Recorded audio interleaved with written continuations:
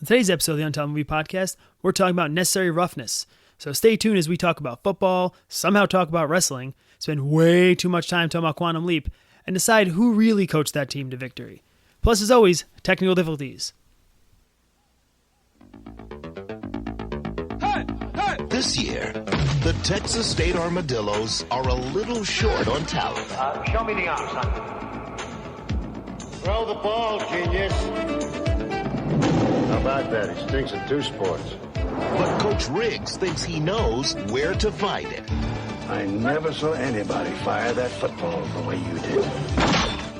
Maybe you should stay here with all your high school trophies and wonder just how great you might have been. Now Paul Blake is back to finish the season he started 16 years ago. I hope he gets younger as he gets closer. Whoa, a 40-year-old freshman? Yeah, maybe he knew Elvis. We're taught to respect our elders. Well, I'm not that old. Trying to win with raw talent won't be easy. Again! Because this is as raw as it gets. Once more! Come on now! That's better! Will be the laughing stock of college football. Blow the whistle! Blow the whistle! What do you think we are now? It has to be your team. Hey, come on, you don't want to mess with us. We're nobodies. I want someone to be their leader, not to leave them behind. This Armadillo team is on a roll after last week's non-loss. Nobody thinks a team of wannabes, led by a has-been, can make it through the season. Ball drops out, fumble. Fumble-aya. You guys got a hell of a lot of energy left considering we lost by 40 points. Fumble-rooski. But the Armadillos are taking it one game at a time. That's what happened to wrestling, man. Women take over the sport, man. What we need to do is get crazy. We need to get wild. We need to... Hey, little doggy, you about to get fixed.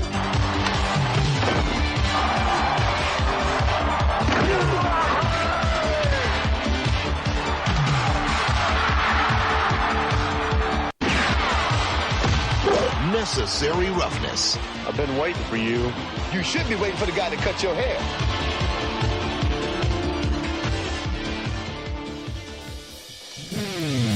Untitled movie podcast. Untitled movie podcast. Untitled movie podcast. Untitled movie podcast.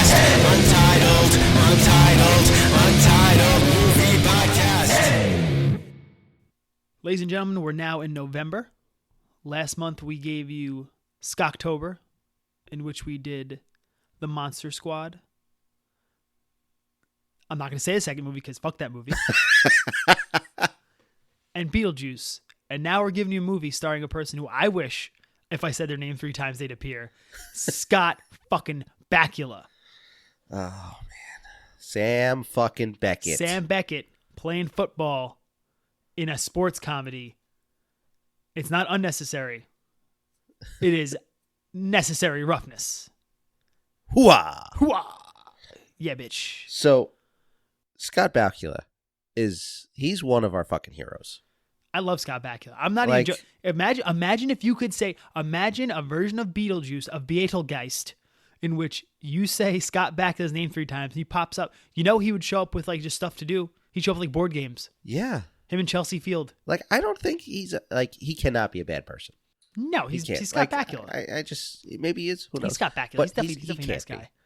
Like, he's definitely a nice guy. Like, I can't begin to, like, we both talked about our love for Quantum Leap. It was a great show. I mean, I love one of that the best show. shows ever. Unsung. I still tear up Underrated. at that last episode. Underrated. Did he win a Golden Globe for that? I don't know. I know he's nominated. Had to have been nominated. Yeah. He's definitely nominated. I think he won 1, maybe. He better have. Sam Beckett. Never went home. Never went home. He chose not to go home.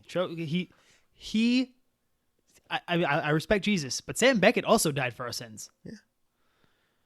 He met God, where that guy was. Fucking saved Jackie Kennedy. Jackie O. He saved Jackie O. Yeah. He saved Al's marriage. Oh man, that was a heartwarming. Heartwarming. Yeah. I mean, we're doing Necessary Roughness, but if we happen to just talk about Quantum Leap for a while, it's because we have a podcast about movies and we love the TV show, so we might use it as an excuse. But boy. Might not. That's all I'm going to say. Oh boy. Oh boy. I think every movie he should, like Arnold Schwarzenegger, they try to like throw an I'll be back. Mm-hmm. Like everything he's in should have an they could have had it in this. There was plenty of chances for a oh boy. Every time he's on the line, it's like, oh boy. Oh boy. So I guess we're talking about Necessary Roughness. Yeah. Oh, man, how can you top that? How do you even... All right. Yeah. Necessary Roughness. Yeah. I love this movie. Got no problems with this. And if anyone doesn't know what it is, think of The Replacements, but just in 1991. Basically, The Replacements stole most of Necessary Roughness's plot lines. Yes. And I said the Replacements. Yeah. Because people would know The Replacements. Yeah, you're right. You're right. Yeah. Oh, shit. Even like right down to the last play. Yeah. Yeah. Whole shit. Yeah, you're right. Yeah, that's really what this is. It's like it's The Replacements meets the program. Yes. And this beat both of those to the theaters. Yep. This came out in 91. Did not make a lot of money. September 27th. No, it did make money. Did it? No, this made money. Oh, did it? Yeah, it had a budget of $13.5 million estimated, and made about $26 million. Okay. Yeah. So I mean, it made a few bucks. It didn't make a ton. It didn't do good with the critics. Like Rotten Tomatoes gave it, I think, like a 30-something. Gave it a 31%, and then the audience score was 46. I believe it's pronounced Rotten Tomatoes. Rotten Tomato. Oh, you with the CH. We had a whole discussion before when people say shuna instead of tuna. Tuna. Yeah, and tomorrow. Tuesdays instead of Tuesdays. British people do that a lot. Tuesday. Tomato. Shamato. Fucking Scott Bakula. That's all I gotta say. Shane Falco. Nope, not as Shane Falco. Same character. Same character. So yeah, fucking Necessary Roughness, man. Simply put, old dude goes back to school to play college football at a disgraced university. They suck. They win. Great flick. But yeah. Yep. All right. That's the show. His character in the movie. The first thing I noticed about this, I've seen this movie at least. Ron, would you say combined what we've seen it 200 times at least? Oh, I would watch it all the time when it's on. Like what? Yeah. You came over. Today, this used to be a lot of the movies that were shown on like HBO like during the day. Yes. And they used to like replay the like during the day. And I know that when you said, "Hey, let's watch this today," I was like, "Cool." I watched that literally 3 weeks ago. This is like a yearly watch for me. Yeah, I've watched in the past year. Yeah, and I'm I always say that we watch stuff with a more critical eye now we do the show. I'm not gonna lie to you and say it's a good film or it's a particularly well directed piece. No, but it's so damn entertaining and it's got so much heart. And lots of heart. And Kathy Ireland. Early 90s Kathy Ireland. Yeah. Prime Kathy Ireland. So we'll stick with a little technical stuff. So the director, Stan Winston. Nope, close. Lee Cup. Stan Wachinski. No, Stan Dragoti. He did Mr. Mom. Okay. Which I love that. Michael Keaton. Yeah. I haven't seen that movie in forever. Yep. I saw it in the theaters, I think. Good movie. And a movie that no one else that I know has watched except for me, and I enjoy it because it's a Tony Danza movie. She's Out of Control. Is that Tony Danza and Matthew Perry? Yes. Young Matthew Perry who tries to date rape his daughter. Excuse me? At the end, he tries to date rape his daughter. He tries to force himself on her, and she says no. He's the bad guy? Yeah, he's the gentleman's suitor at the end. The sheep, the wolf in sheep's clothing, as one of the guys says in the movie.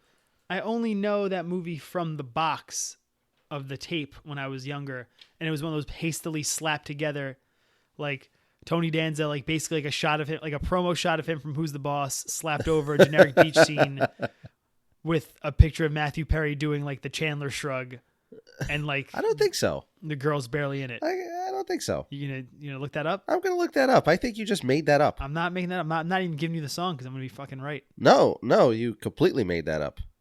Why? Because this is the movie poster. That is not the poster I've seen.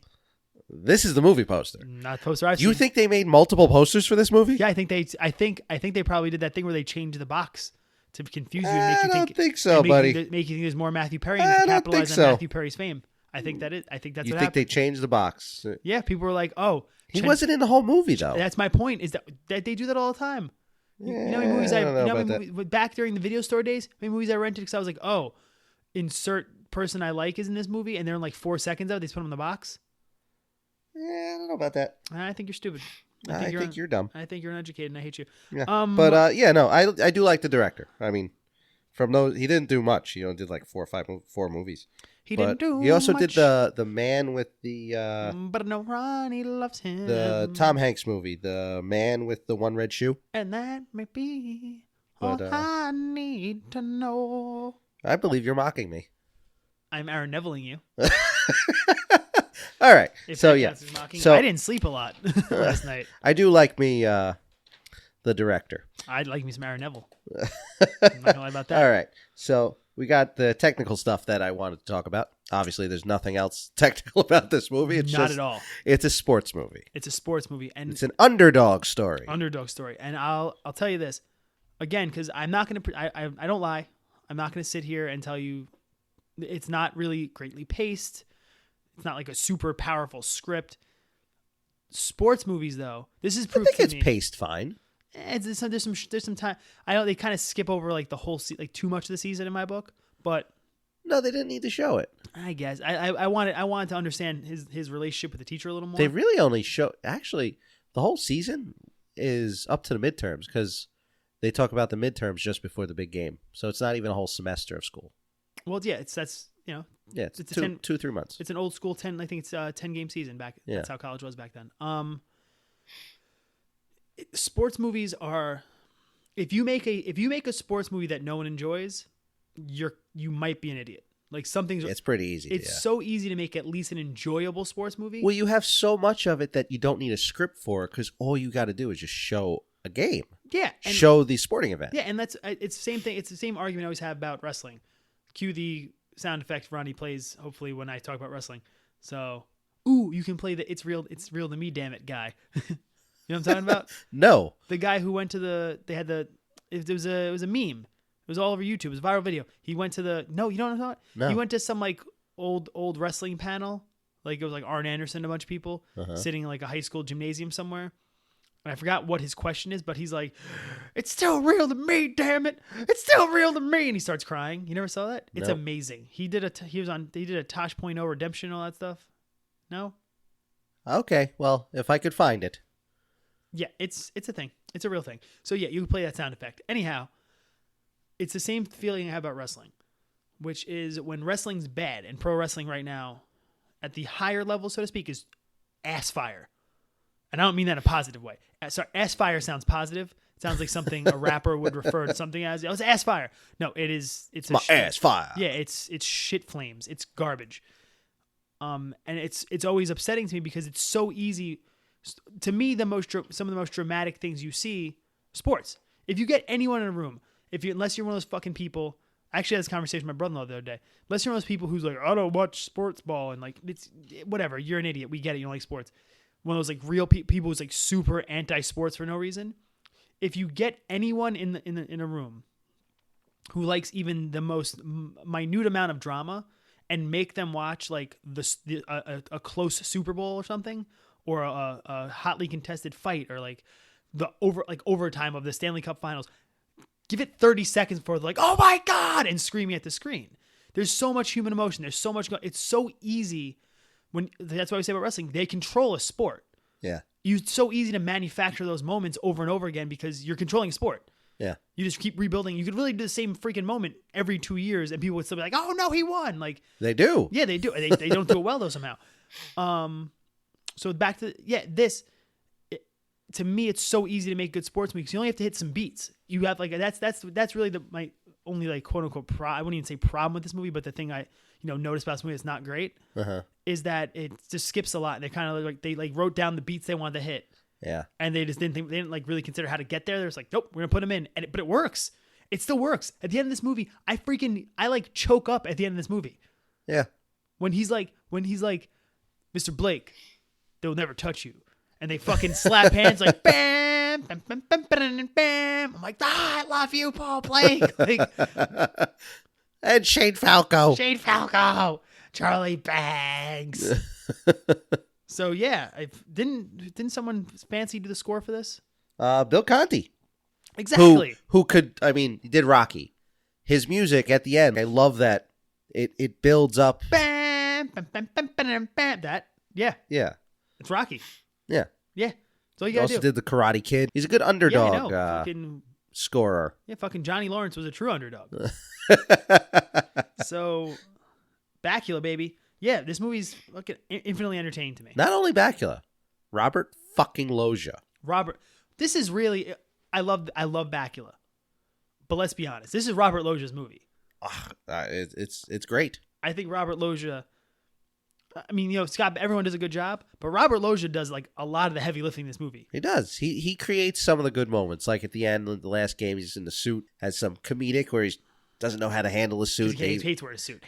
Wally But Riggendorf. But he don't does... throw it to stone hands. I feel like because he's gonna fucking die. Exactly. Yeah, like if I was somehow in control of Robert Loggia's tombstone, it would say, "Don't throw it to stone hands. ... because it'll cost us the lives of hundreds of American pilots." Hundreds of American pilots. So and you got to add in Hawk from Over the Top. He was a real prick in Over the Top, though. But he was trying. He loved the kid. He wanted what's best for the kid. Honestly, I love Sylvester Stallone, but he did leave his kid. He left his kid. The grandfather was there. I think the wife was dying. I think the wife was dying, but obviously he pushed him away. But he was always there for his grandson. Oh yeah, totally. So I mean, he did go about it the wrong way, but that was aside. We'll talk about one Over the Top one. I don't love Over the Top that much. I'll watch it with you. Oh, we're going to talk about it. I'm gonna say it now though.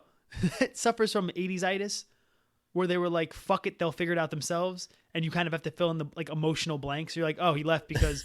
It was a canon film. Yeah, but there's like, they have like one half a line where you're like, oh, I guess what they're trying to say is he loved his wife so much that it hurt him. Okay, so he left. It was a canon film. Okay, you're right. You're right. That's all I have to say. We'll talk about that. Menachem Golem. Yeah, we'll talk about that another day. We're going to make a movie. It's going to be about Stallone, but guess what? He's arm wrestling. It's the newest trend. Well, we'll talk. It's bigger than the Lambada. Let's not talk about the Lambada. No. The Forbidden Dance, Laura Herring. Deep cut. Yeah. Deep cut. This movie kind of starts off with what I consider a most likely an inaccuracy, though. I do think the school would have been given the NCAA death penalty. I don't think they would have had a season. Well, this was based on an actual thing that happened. SMU. Yeah. But SMU got the. I didn't even have to look at the. But SMU got the death penalty. SMU didn't have a season. Well, they were allowed to have a season. They just chose not to. The first year, the second year they were. The first year they were not. No, they believe they were. They were allowed to. I believe it's 1 year they were completely eliminated from everything. Really? The next year they were allowed to play their away games. Oh, the next year was I thought it was the first season they were allowed to wear their away games, but they opted not to. It was something like that. You could be right anyway. But either way, they would have got the death penalty for what went on there. Yeah. So but that's such a minute thing though, and it's only happened that one time. So I guess we're to believe that they got caught the one time finally with all this shit, and they were like, "Yep, that was their major penalty." But yeah, the whole premise of the movie, like you've seen it, you've seen the fucking movie. They can't field a team with scholarships. They have to field a team with a student body. I think they don't go about it super intelligently, but I think it's a college. It's a big college. It's a college in Texas. They could have had plenty of people. There definitely should have been some other people there. Yeah. I think you pointed out the most interesting fact of this whole movie. Which part? About Scott Bakula going back to school. Yeah. So obviously he's 34 in the movie. Yeah. So we're a year older than, which is insane, than Paul Blake right now. We are older than Paul Blake. I think we still look younger. Oh, Scott Bakula, wonderful, handsome man, but he's looked 40 since he was 20. Yeah, but now he's 60. Looks great. So he goes back to school. Robert Loggia comes and finds him. Wally Riggendorf. You could call me Walter. That's we'll mention that again later. So he comes, finds him on a tractor or his farm or whatnot. Scott Bakula didn't go to college because his dad died. He had to take over the family farm. Robert Loggia finds him. They need a team. Tells him, come to college. You never played. You come in as a freshman. So he tells him to come play football, but yet there's not allowed scholarships. So they just told Scott Bakula, hey, pay us a lot of money and we'll let you play football. I mean, state school or not, he's dropping at least a twendo. That's a lot of money, and he's dorming there. Yeah, he definitely. Who's taking care of the farm? That Mexican guy. The Mexican guy? Yeah, he saw it to me. He was yelling him in Spanish. Okay. Yeah. I think we're to believe the farm became successful. So the farm was successful. Yeah, it's a big farm. He's probably got some money out there. That's a shitty car, though. Oh, well, he by choice. Yeah, true. He's a rugged Wrangler man. Yeah. He wears tight jeans and smokes. Same car I think Shane Falco drives.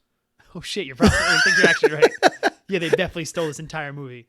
Replacement definitely stole this entire movie. It's the same fucking movie. Yeah, he has to pay to go back to college. Yeah. But whatever. He goes back to college. Doesn't need a degree, but he wants to play football. So he's going to spend thousands of dollars to play football. To play college football. I'm hoping they let them have scholarships back at some point. They're not going to give him a scholarship. They have to out of this. Well, actually, no. The dean gets fired at the end. Yeah. So they could. Maybe they could. Yeah, they'll get reinstated. I hope so. Scholarships again. It'll definitely help. Yeah, they'll let them give scholarships again. So yeah, Dean Elias, or am I thinking the wrong movie? No, Dean Elias is something else. Dean Elias. Oh, you're talking about Larry Miller? Yeah. Dean Phillips. Yeah, him. He's gone. So yeah, they'll probably give him a scholarship. They'll feel bad for him. Yeah. They're not giving everybody else scholarships. Some of those guys are trash. Oh yeah. Eric Samurai Hansen's a terrible football player. He gets a fucking every time he gets in the field, he fucking commits a penalty. Just jump kicking people. That guy's a loose cannon.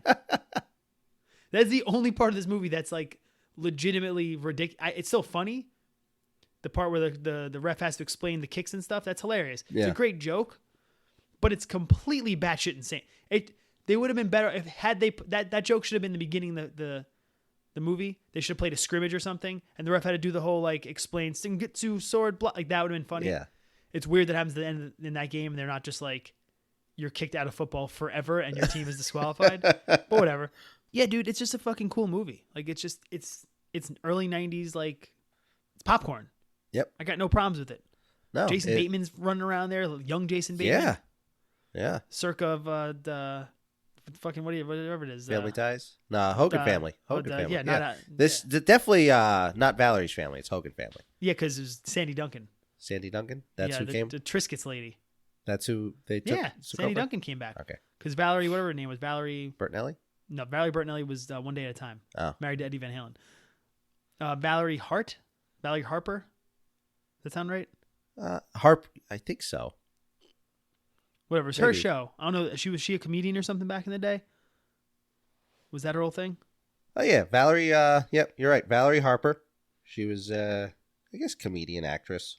It's weird. I remember that show being called Valerie's Family, then the Hogan Family. Yeah. IMDb has it just Valerie. I don't remember that at all. Yeah. No, it ended in 1991, so I guess maybe it's because he did this movie that it ended. Well, I think it was just... it was its time. They can only do so much with Mrs. Poole. And yeah. The two brothers in that show were just ridiculous looking. Yeah. But, yeah, Jason Bateman pops up. The same 7 guys who were in every other football movie from the mid-90s. Ooh, Latimer. Latimer and Featherstone. Andrew Brynarski and that guy who's in the program. It was Andrew Brynarski and then Dwayne Davis. Yeah, Dwayne Davis. Who plays the same character in the program as well as Beetlejuice. Leon Mack in the program. Alvin Mack, whichever Mack it was. Alvin Mack, I think it was. Far better football player. Oh, well, yeah. Than Glenn Featherstone. He could actually catch. Well, he learned how to play, and then... He was, great linebacker. Yeah. Hurts his knee. Can't buy his mom a house. But he can read. See that? Says Adidas. That's another movie we'll talk about someday. And we fucked up. That's a fucking weird movie. That's a great movie. But yeah, Andrew Brynarski comes. This is not roided up Latimer. Yep. This is pre-roids. This is regular. This is the roids that they talk about, like after he went on the like, because we don't see pre-roid Latimer in the program. So I guess this is what he was. And then he was still pretty jacked though. It was huge, yeah. He was still pretty jacked. This was when he was in Batman Returns. Is it Batman Returns? He plays Shrek's. Shrek's son. Shrek's son, yeah. Yes. Max Shrek's son. That movie's fucking dumb. Shrek Jr. Batman Returns is dumb? Yes. No, it's not. What?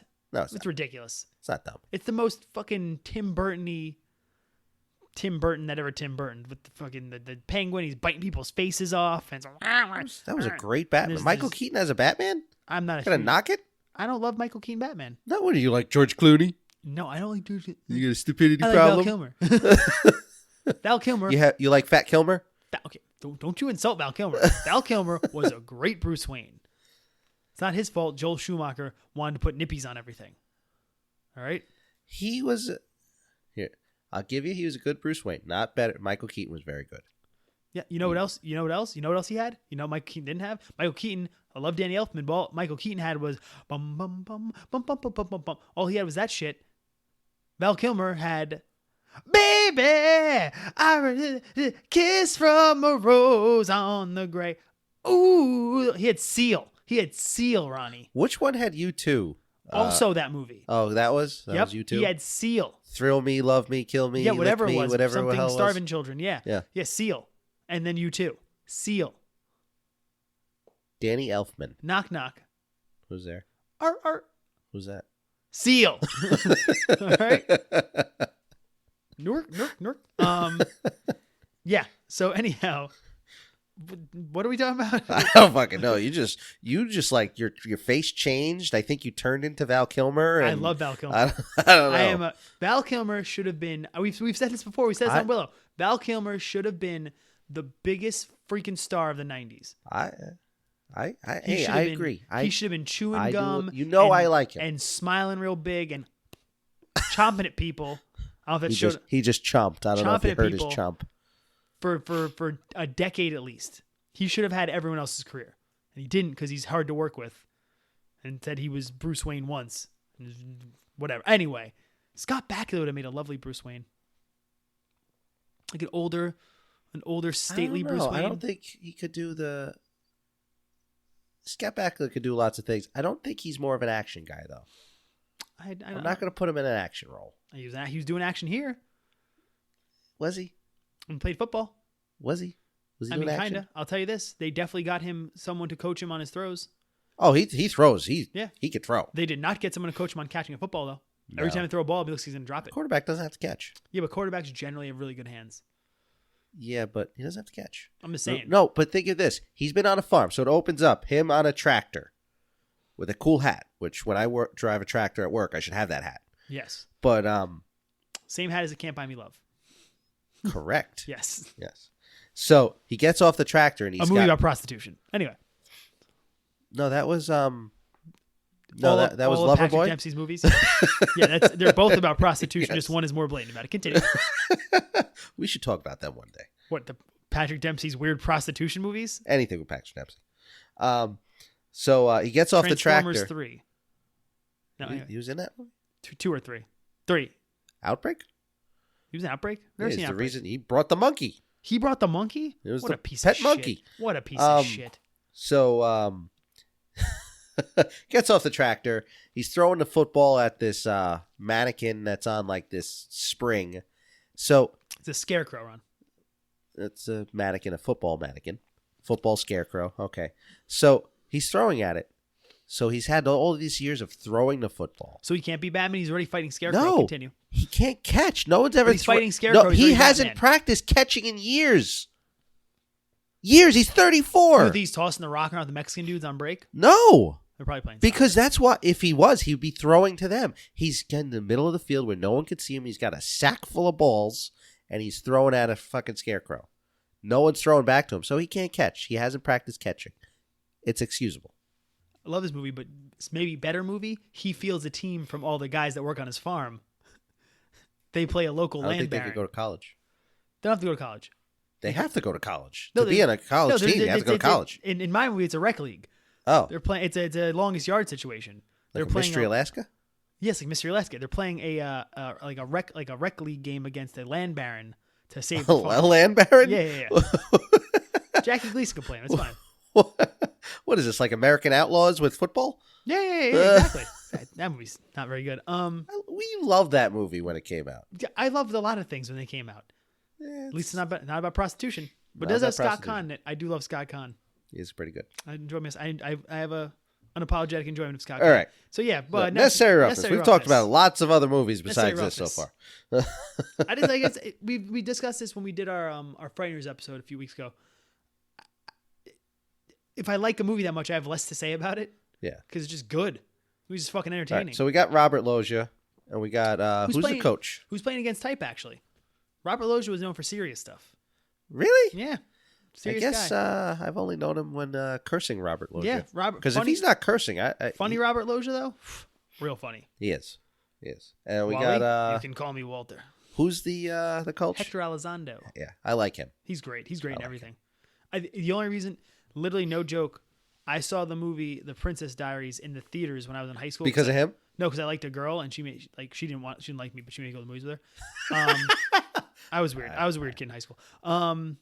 But I remember seeing it and being like, this movie sucks, but in my head being like, oh man, I like Hector Elizondo though. I was like, man, Coach Ed Straight Arrow Gennaro's in this. This can't be that bad.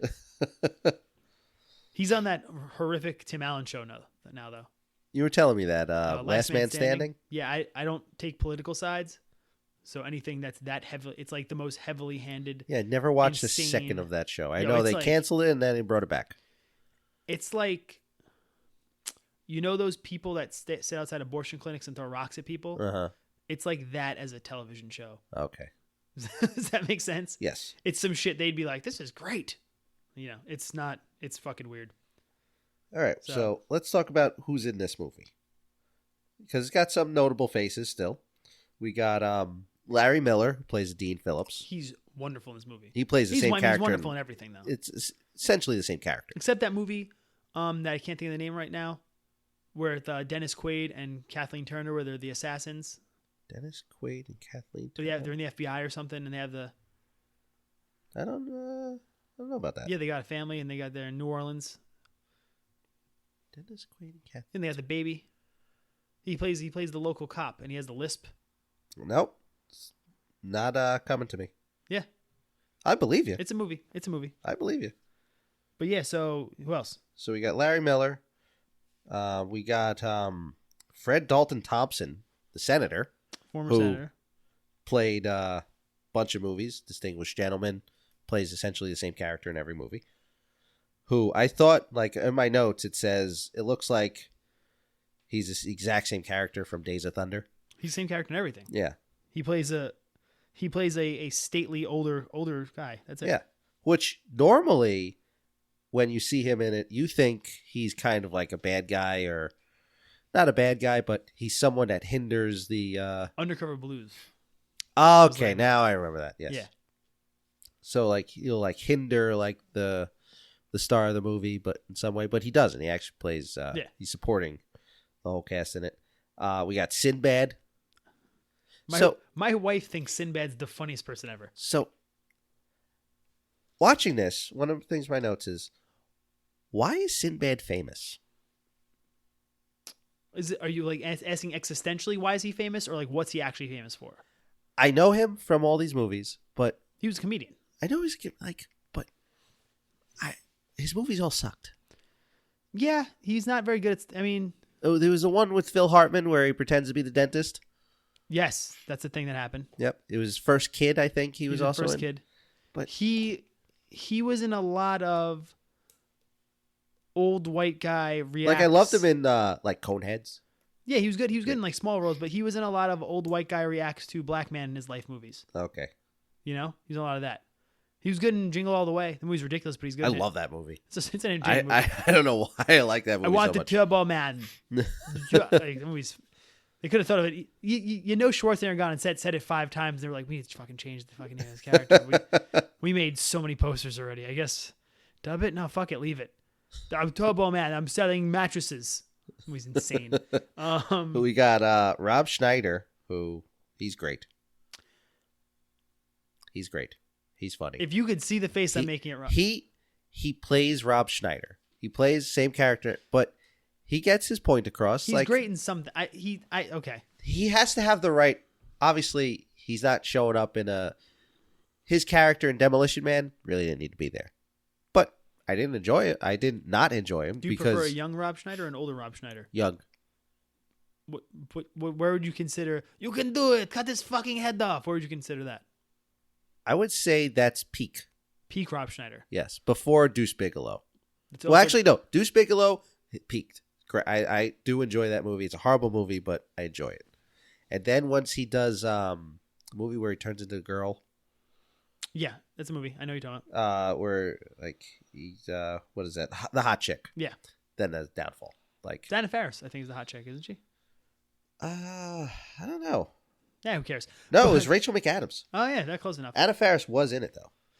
Yeah, I have mixed feelings about Rob Schneider. I guess early Rob Schneider was entertaining. I'll give you that. They kind of like SNL, like he was at the peak of SNL. Yeah, like he was good for early 90s SNL with Phil Hartman and those guys. I didn't like him in like when they started forcing him into stuff. Like him in Judge Dredd was ridiculous. I forgot he was in Judge Dredd too. Yeah, it's not very good. But yeah, I'll give you that. I will give you that Rob Schneider. He's all right. We got Kathy Ireland, which we talked about. I mean, early 90s Kathy Ireland? Yeah. I mean, I don't think she's the greatest actress, but in this movie, she plays a funny role. Yeah, she's because she's out of her element. And she just plays, the cute girl who's just kicking. She sounds like fucking Fred Savage when she talks. You already got the part, big guy. Yeah. Skip the kissing parts, Grandpa. We got Fuck you, Fred Savage. Two people that are brothers of famous people. Who? Marcus Giamatti, his brother of Paul Giamatti, yes. And Louis Mandylor, who, well, Costas Mandylor is not famous, but I know him. They're interchangeable. So, they're interchangeable, yes. To the point where he came on screen and I went, hey, Ronnie, which Mandylor is that? You know why I like Costas Mandylor, right? He's in Saw? Picket Fences. Oh, my God. One of my favorite shows, Picket Fences. I don't even understand what that show's about. This show is about a small town sheriff and his wife and his family. I want you to know your two favorite shows of all time The Commish are a fucking Tom Skerritt vehicle. Picket Fences, starring Tom Skerritt. And The Commish. And The Commish. And your two favorite actors of all time are Tom Skerritt and Michael Chiklis. They are not my two favorite actors of all time. First of all, Scott Bakula would be up there with Quantum Leap. Well, Quantum Leap's wonderful. I do enjoy those shows. In a battle of police wit, who wins? Tom Skerritt's character from Picket Fences or the Commish? Commish. Oh, you didn't even think about that. You fucking were right into it. Absolutely. You're no question. You're saying question. Commish. The Commish. Yeah. Vic Mackey. Or the Commish. Or all the other two. Well, Vic Mackey, because he just shoot him in the head. Scott Bakula, Sam Beckett inhabiting the body of Tom Skerritt's character from Picket Fences versus Commish. Well, what's the situation? Because Scott Bakula has got to figure out how to get out of situations. The Commish has gone corrupt. In the beginning of every Quantum Leap episode, Scott Bakula doesn't do so good, so it takes him a while to figure out the solution. The Commish's character has gone bad. He's attempting to take over the small town. So the Commish turned into Vic Mackey. He's trying to take over. He's trying to become the Commish of Picket Fences, whatever town, Picket Fencesville, which is probably a story. Rome, Wisconsin. I don't know why you know that. That makes because I love the show. What are they doing? I tell you, that's the only part of the show I know. Is they walk in on the people having sex, and the little brother goes, "What are they doing?" I remember that vividly from my childhood. He's trying to take over. Scott Bakula inhabits Tom Skerritt, trying to stop it. Well, if he turns into Vic Mackey, then Scott Bakula's going to win. No. Scott Bakula turns into Tom Skerritt. He looks in the mirror. I mean, Skerritt. If the Commish turns into Vic Mackey, who's evil. Oh, you think Scott Bakula's going to win? Yeah. What if he inhabits the body of Tom Skerritt's wife? One of those episodes looks in the mirror. I'm wearing pantyhose. Oh boy. She was the doctor who was also the mayor of the town at some point. So who knows? Maybe she has to save a life, and that's really why he was there, not to stop Vic Mackey. So then he'll save the life. He's going to do whatever Scott Bakula's going to do. I'm not going to knock Scott Bakula and Scott Bakula Day. Okay, today's Scott Bakula. I feel like you're knocking Scott Bakula. I'm not knocking Scott Bakula. I feel like your love of Picket Fences laughs in the face of your love for Scott Bakula. No, I've watched Quantum Leap much more than Picket Fences. Because Picket Fences isn't that good.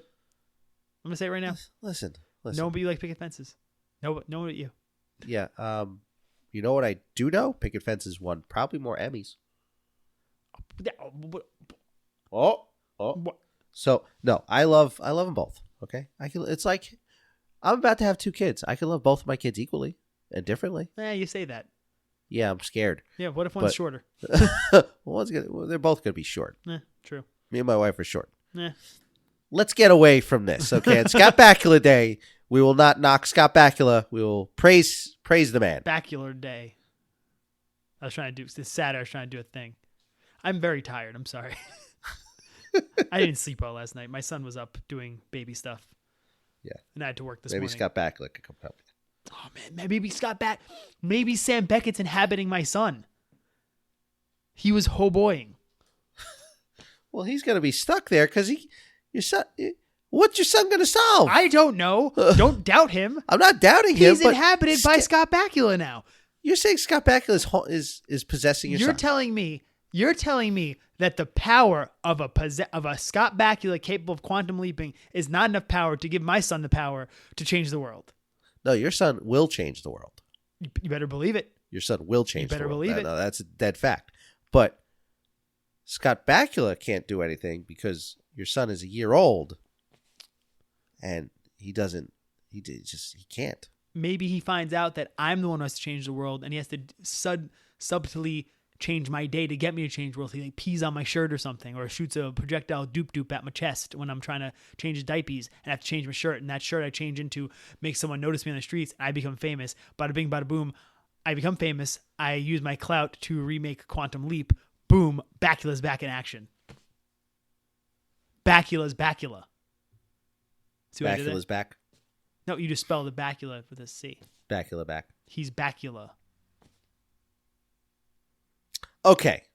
Necessary roughness. What if he played a vampire? Could the poster say, Bakula is Dracula? You know, there was an episode where there was supposedly a vampire in Quantum Leap. Yes, I remember that episode. Okay. Let's go. Oh, boy. All right.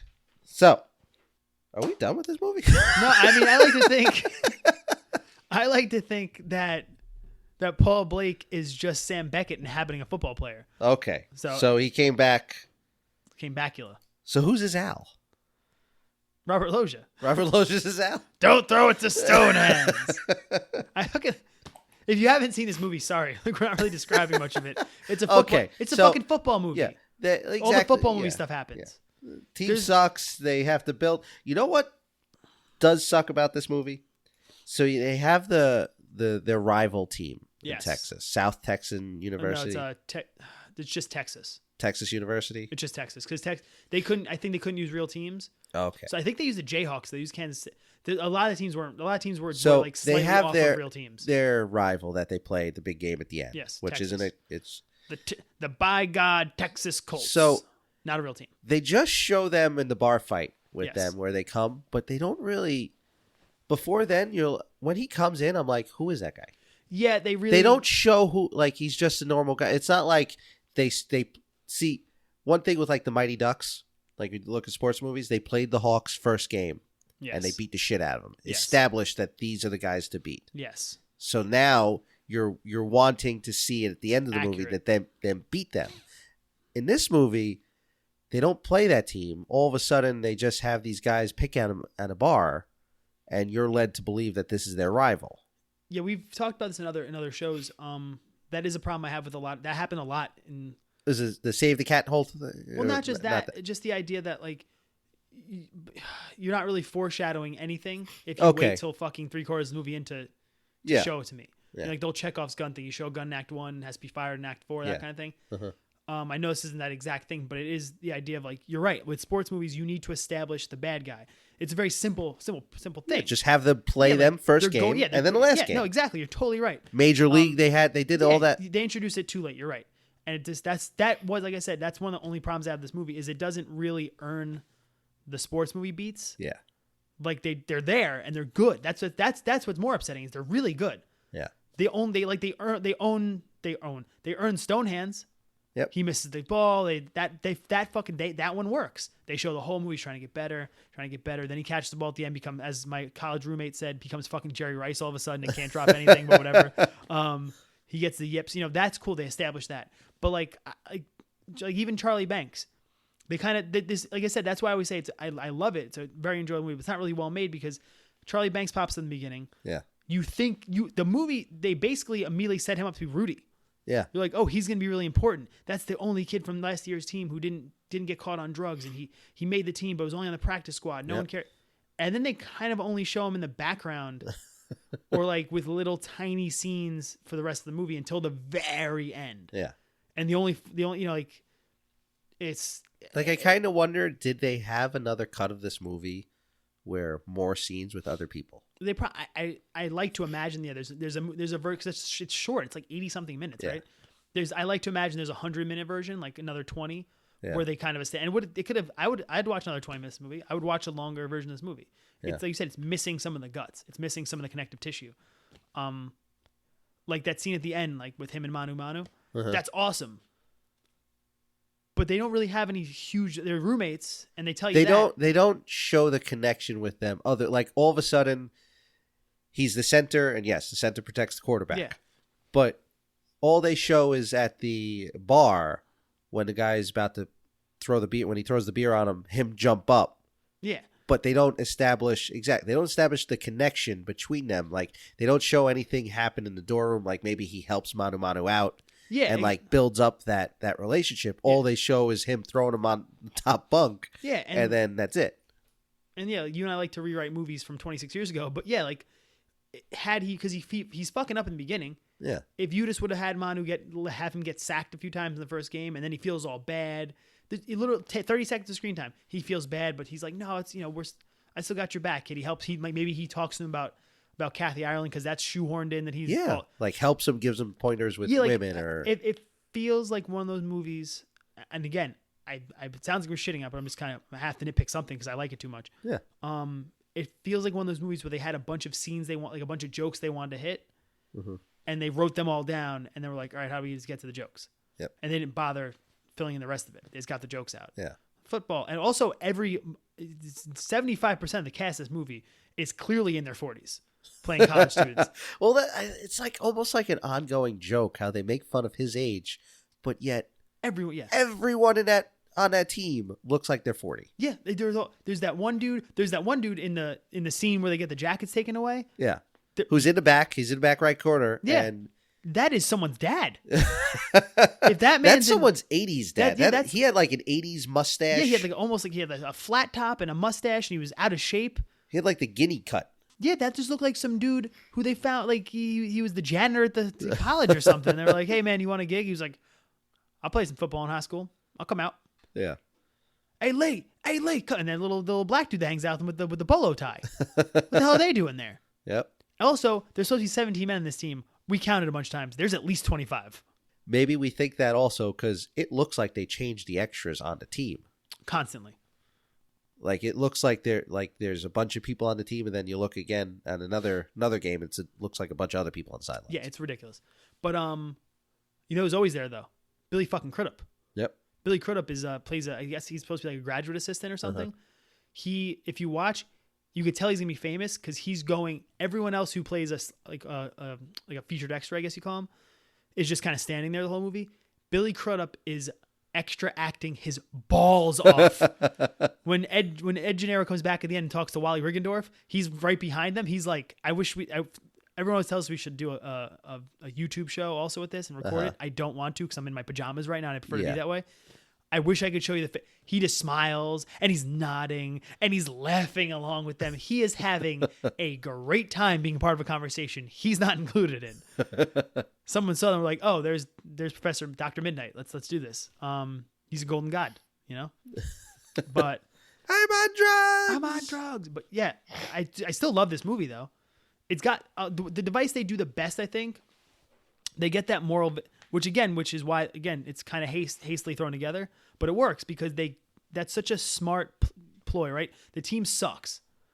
There's no way. College football is very. I know Ronnie's not the biggest sports fan. He's one of those people who doesn't watch a lot of sports but understands sports really well. Like I like sports, but I'm not gonna sit and watch ESPN all day. I can't. No, but I think that's an accurate depiction of who you are. You're not someone who sits down and goes like, what sport is it? How's football work? You understand all sports. You know how they who's doing well. Yeah. But you don't really watch a lot. I have all my favorite teams. I know what teams I root for. Yeah. College football, you're not a big college football guy. It's not like so take like the NFL, right? NFL, they always talk about parity. There's the worst team in the league can show up, have a good day. Any day, any given Sunday, they say, right? That's the saying.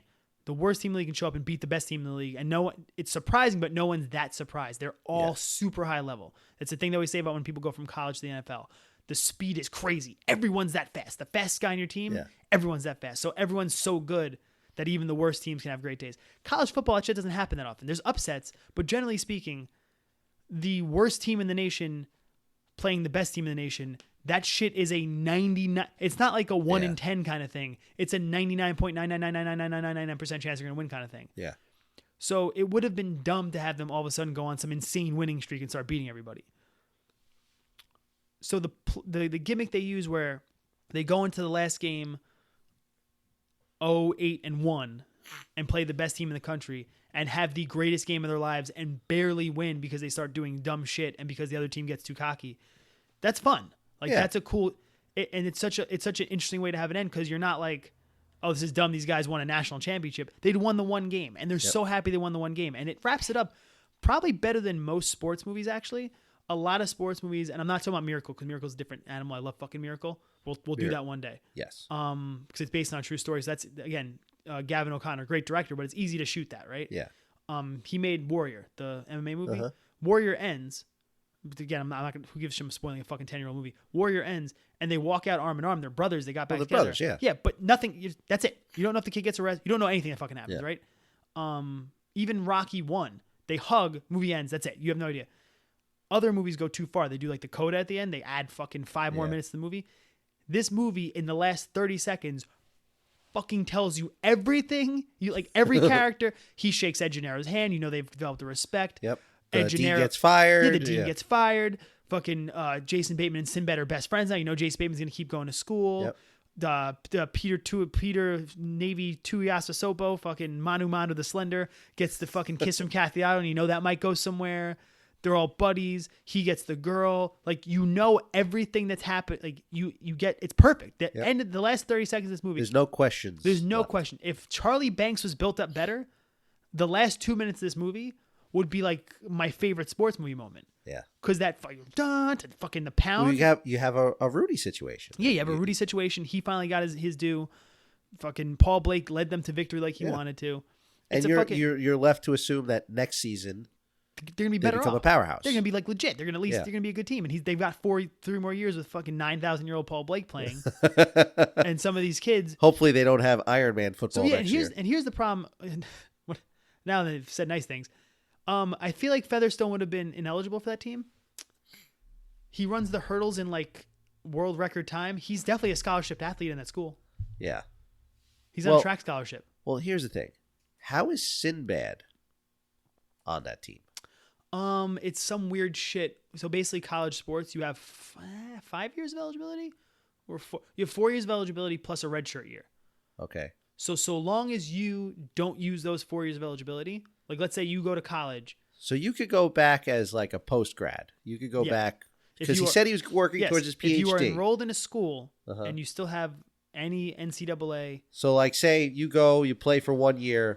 But you don't play for the rest 3. You still have 4 more years of eligibility? You have 3.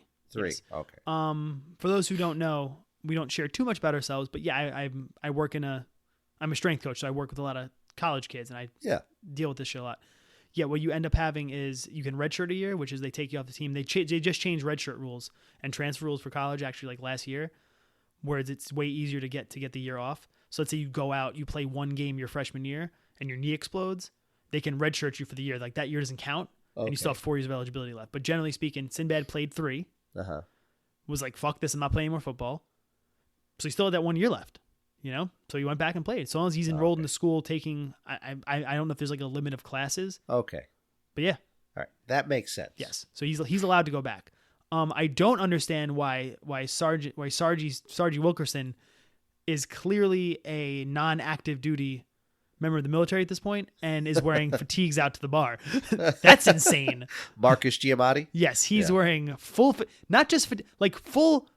fatigues. Yeah, he's dressed like a fucking MP when he gets in that bar fight. You're not allowed to wear those. I don't think that's okay. Oh no, I think you can't wear your dress. It's frowned upon to walk around like that. That's what I used to work with a lot of military guys when I was doing security. It's a running joke, like guy who shows up to the bar wearing his fatigues, like you could have stopped at home first. Yeah. That's not a thing. That dude straight up going in boots. So he's not just like, not casual fatigue. He'd have half his shit on. He'd like go like, oh, I have these camo pants. He put on his MP outfit. Samurai Hansen dressed all in black because they don't know where they're at with the martial arts in this movie. He's called Samurai, but he never uses a sword. And he's dressed like a ninja all the time. They go out to the bar. I feel like there should have been a lot I was yelling at you about this while we were watching this. There should have been a bunch of scenes where Samurai Hansen beats the fuck out of people. Yes. They get into a bar fight. He throws one kick. Yep. What the fuck? He should have saved the day. Yeah. And do they ever explain why the cops is it implied that the coaches pay them off? Or what do you mean? Talk to why don't the sheriffs the sheriff is on their side once the deed comes? Did they ever say why? It's because what he basically explains is that the Texas culture is such a big deal that the sheriff's not going to get them in trouble. Okay. So if he doesn't get them in trouble, he can't just pretend nothing happened. Well, he has to pretend nothing happened. He can't just be like, oh, these guys fought no one. Yeah. So he's not going to arrest one team because they'll be in the news and then have to explain why the other team was there. So he just lets them all go. Okay. So which is weird because Straight Arrow Gennaro's all like, I don't want any favors, but I'll accept someone else's favors. Yeah. Which brings me to my major question about this movie. I feel like you're going to give me a very simple answer though. Is Wally Riggendorf the better coach of the two? Yes and no. I feel like he might be a better football coach. He might not be the better leader. Explain. I feel like he's more of take Miracle. Herb Brooks. Herb Brooks. What did he do? He became the bad guy so everyone could befriend. Yes. So I feel that how he had his other coach, you're their friend. Okay. I'm their coach. I feel like that was the kind of same thing. He was more friendlier with them, more on their level almost. Or he liked Paul Blake. He was more friendly with him. So he how do I put it? Yeah, I feel like he sympathized more with the players, and the coach was there just to rile them together. That's why he sends Paul Blake off the field. Yeah. He wants him to be their leader. He tells he wants them to do he gives a lot of mixed messages though. He does, but I think that's the main message. The quarterback should be the leader. You still got to listen to me, but you need to rile these guys up. And I think Robert Loggia is helping that happen. I'm going to disagree with you. All right, I just spent a lot of time doing it. All right, I'm going to go home now. I just wasted my breath. You didn't waste your breath. We're allowed to disagree. Fuck you. Thank you. I appreciate that. We're allowed to disagree. I know. They only finally tie a game because Wally Riggendorf has the idea to get Lucy to be the kicker. I said he was a better coach, not a better leader. So he's just I feel he's a good leader too. I don't think he's a better team builder because the only way he's remember, if you don't win, he's going to die. Well, if you don't win, I will die. That's what he tells him. That's all. He gets the best lines in this movie, man. He gets don't throw in the stone hands. He gets if you don't win, I'll die. He gets you can call me Walter, which is amazing. Speaking of him and Larry Miller interacting though, Larry Miller's pronunciation and cadence when he says Coach Gennaro is fucking amazing. Coach Gennaro? Coach Gennaro? I also don't give free rides. He's so fucking funny in this movie. That was pretty good. Yeah, he's real good. Another question. Are most of these guys assholes? Yes. Yeah, I really don't. Watching this time, I was again, we watch a little more critical eye. They're kind of dicks. When Lucy shows up, they're really, most of them are unnecessarily harsh on her. Yes. Although she does kick that guy in the dick from the other team. Does she? She would be suspended forever. Well, remember, obviously, even with a cup, it would still hurt. Yes. But I have a feeling she kicked him in the taint. She rhino fucked him. That's what you call that. That's what that's called? Yes. Yeah, I think she kicked him in the taint. Yes, I could see that. Some girl did that to me in college. Really? Yeah, she's like... What'd you do?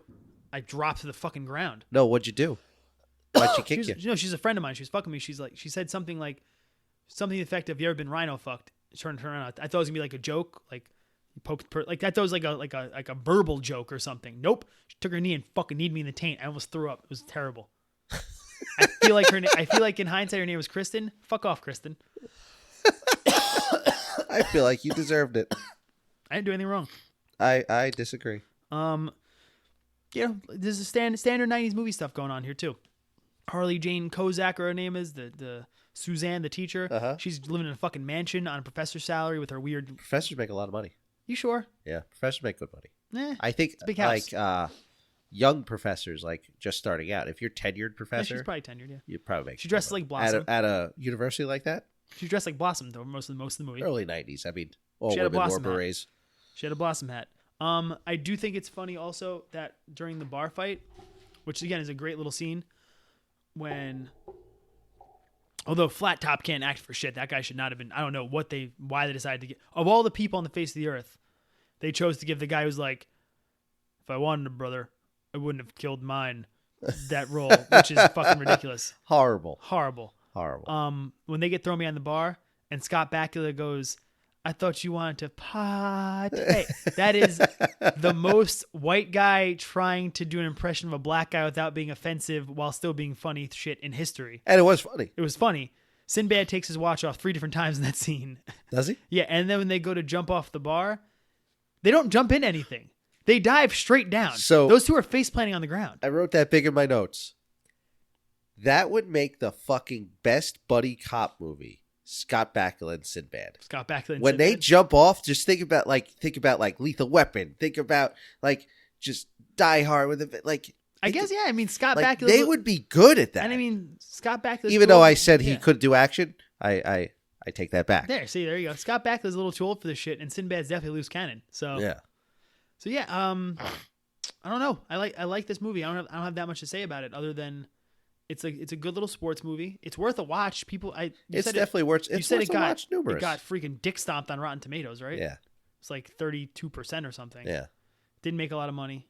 No, it did. Oh, it made the money back, but it wasn't a thing. I don't know why Scott Bakula wasn't in more stuff. I mean, he's had a good career. It's probably his choosing. I guess. I think because he's doing the new Star Trek show, right? No, he did the new Star Trek show. Now he's on a CIS or an NCIS. NCIS. Oh, okay. NCIS, he likes his TV. Louisiana, he was a TV actor. NCIS New Orleans, I think he's on, which I've never watched, but I like Scott Bakula so much I've considered DVRing it in hopes that he'd get credit for it. I'd watch it. You watch it or you? No, I will. I will watch it. Him and Lucas Black. I'll give it a shot. Lucas Black looks 90 years old. That guy's like our age. Yeah. He's got more money than us, but he's not aging well. So yeah.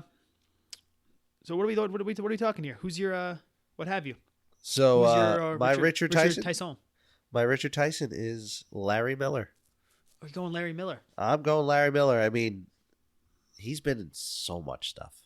I've been looking through his thing. I completely forgot he was in Suburban Commando. Not saying it was a great. Yeah, it was the. I think the father. No, the father was. Oh, Christopher Lloyd. No. The neighbor. Yeah, he was the boss. Larry, was he? I think he was his. What's his name's boss? Oh, Christopher Lloyd's boss. Yeah. Yeah, he was in tons of stuff. He was in one of my favorite sitcoms, Mad About You. You're the worst. I am the worst, but you know what? You have you have the television sensibilities of a person who was 56 and divorced already in 1992. Have you ever wondered why, when you watch my Netflix that I pay for, it says, "Do you want to watch something with a strong female lead?" Accurate. That is. Ronnie's Netflix is constantly trying to tell me to watch Where the Heart Is. It's Where the Heart Is, Forney. Fuck that movie. Larry Miller. I'm gonna go Andrew Brynarski. Okay. I love me some Latimer. He's Latimer. He was in Any Given Sunday. He's huge. He played Leatherface. He was on a bunch of, I think he was in Sons of Anarchy and all sorts of stuff. Anytime anybody needs a biker or a Viking or any sort of muscular man. He played Lobo in some kind of weird internet video once. Like, he's done a lot of stuff. He's worked consistently. And I dig him, man. He's a talent. He played Dracula in something. Really? Yeah, he's done a lot of B movies and stuff like that. That's fine. Like, the dude made his money and he hangs out. He looks like he's doing acting on what like Scott Bakula does, like the kind of the right way. Like, he's not too famous, but he's probably got a couple $1 million in the bank. Like, he's done a good amount of work. And you think he's got that much money in the bank? He's got at least $1 million in the bank. Uh-huh. Andrew Brynarski's not worried about stuff. He's doing just fine. And Who's our Pamela Reed? I'm gonna go Harley Jane Kozak. I guess. I want to say Kathy Ireland, but she doesn't really act. Yeah, no. And like I said, she's dubbed over by Fred Savage. I don't know if she even did her own lines. No, Harley Jane Relax, Kozak. I big mean, guy, you've already got the job. The thing I remember her most for is from Parenthood. Yeah, I guess I'll say her. Not a lot of females in this movie. Yeah. Back to Fred Savage though. Have you ever seen? Before we go, have you seen Little Monsters as an adult? That movie is fucking horrifying. Listen. Horrifying. Listen. When I watch things as a kid, we obviously have established I have a very weird taste in TV and movies. Yes. But when I watch things, I can be very honest about them, but I still watch them with what they're intended for. A movie like Little Monsters intended for children. I watch it with a child's eye. Or at least I try to. So yes, I still enjoy that movie because I remember the way I liked it as a kid. If that makes any sense to you.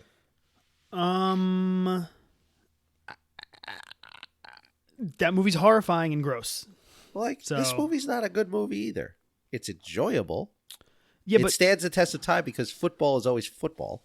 Yeah, but I didn't watch Necessary Roughness and go, hey, am I watching a giant allegory for child molestation? So, how do you think Howie Mandel felt about having all that makeup on since he's like a huge germaphobe? Probably better than he felt about playing a child molester. So, anyhow, Necessary Roughness was good. I was leaving on a positive note. You brought us down today, bitch. Woof, dropping the B word on me. Yeah, I love this movie. So it's a yearly rewatch. I don't care who tells me I shouldn't like it. It's like I said, it's got some great sports beats. Specifically the end. We were watching. We were at my house. I had a couple things to do. I was getting up and doing stuff, coming back, sitting down. I didn't not pay attention at all. When the last 15 minutes of this movie shows up, I paused it. I was like, I will not miss the last game from the beginning of halftime on. I will not miss this movie. Also, it has the line, "Is it fatal? Indigestion only in Mexico." And the line, and this movie really is freaking quotable. When Ed Gennaro's in the hospital and gives him the playbook, and he goes, "I'll cherish it," and he goes, "I'm lending it to you. I'm not bequeathing it to you." This movie's fucking great. They're actually... Oh, I completely missed the point I wanted to make earlier. Sorry, folks. Thought the show was over. It's not. That was me trying to do a rewind thing. It didn't work. Anyhow. I think it's more... That was way better. Let's pretend I did that. Let's pretend that was me and not Ron. Robert Loggia and Hector Elizondo, they're doing a classic, straight man, wacky guy act. They're doing they're doing a fucking vaudeville act the whole movie. And I think that's awesome that they went old school with it. And that's so smart and they're such savvy older actors. They played it that way.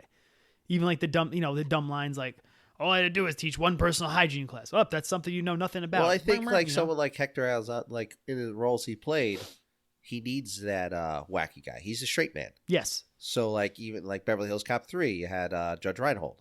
Yes. Judge Reinhold. Yeah. Ryan Judge Hold. Yes. That guy had a career. That's crazy. Anyway. All right. Brings back to Fred Savage. So, all right. We'll let you folks go. Was that vice versa or Father Like Son? I think they're the same movie. I don't think they are the same movie. One had Dudley Moore and Kirk Cameron, and one had Judge Reinhold and Fred Savage. I think it's Father Like Son. Neither one makes sense. How Dudley Moore create Kirk Cameron? There was some Indian voodoo. But how's that his kid? One's a drunk 90-year-old Englishman. The other one is a crazy religious person who thinks we're all going to hell. And knows? Judge Reinhold made... Anyway. All right. Judge Reinhold made Fred Savage, who later, when under an operation, I guess, become Kathy Ireland. One of the premier models of the early 90s. So there you go. Uncle Beano. Anyway. That's been a couple episodes since Uncle Beano. That's Necessary Roughness, kids. Hope you, if you haven't ever seen it, hope you go out and watch it because it's great. You can find us on Facebook, find us on Twitter, find us on Spotify, find us on iTunes, untitledmovieblog.com. You got the now on Instagram. You got email us at the Untitled Movie Podcast at gmail.com. Please email us. Yep. Still haven't got an email. It's very sad. Very sad. It's upsetting. Yep. Ron will send you nudes and all of my passwords. I will send you all of his passwords. He actually has them. I'll send you his IP address also so you can hack his passwords. Yeah, you can dox me. I won't send you his Netflix password because that's mine. Please don't dox me. Yeah, also, it's his Netflix password. All right, folks. Have a great day. See ya. Untitled Movie Podcast.